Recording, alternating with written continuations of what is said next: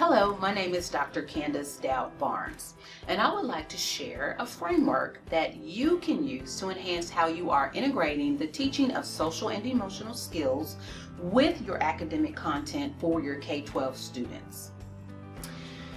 In the book, Civility, Compassion, and Courage in Schools Today, my colleague, Dr. Patty Kohler-Evans, and I introduced an instructional framework we call the Model of Influence, or MOI. Now, the first question you may be asking yourself is, what is the MOI?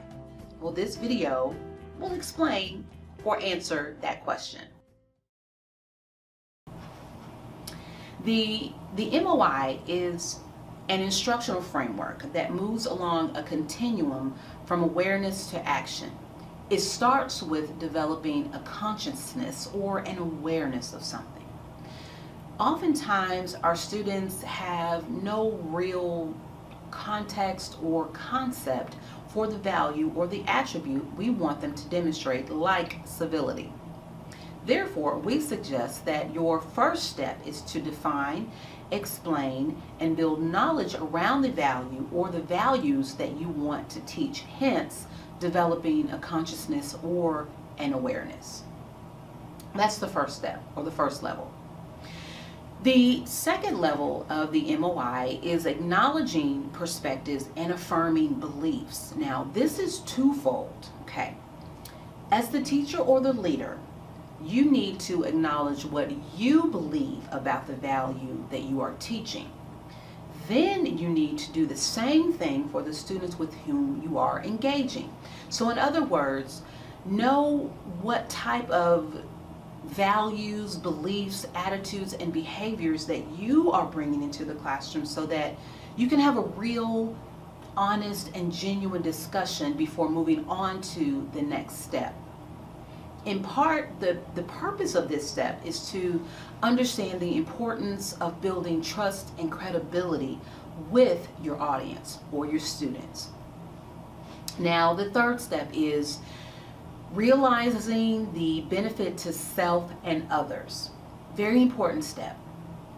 It is important to ask yourself and your students why these values or these attributes are so beneficial. So, build upon the knowledge that they've gained. Explore and teach lessons that highlight the benefit of showing, for example, compassion or demonstrating courage in a very challenging situation. The last and most challenging level, in many ways, bears the weight of the question, what do I do now?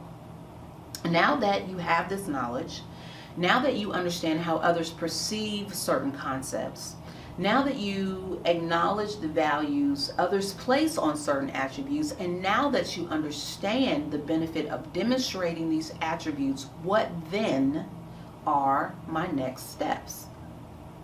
Well, the next step is to take action and embrace your influence. Now, here's the deal. Each level of this framework requires that you do something. However, this last level or this last step is about engaging in action that is sustainable, an action that solves a problem or influences how one uses their gifts and their talents towards a greater good.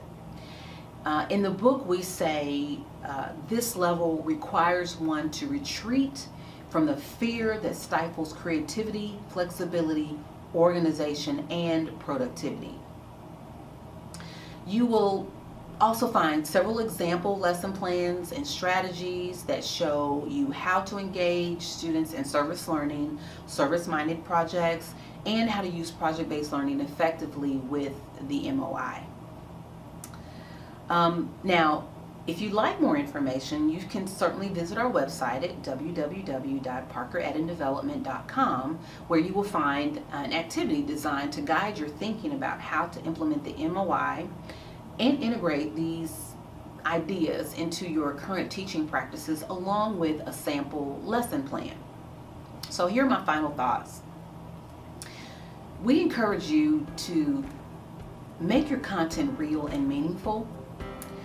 Integrate the MOI into your teaching practices will help you achieve that goal in many ways. The book, Civility, Compassion, and Courage in Schools Today, Implementing Strategies for the K-12 Classroom, is available through any major retailer.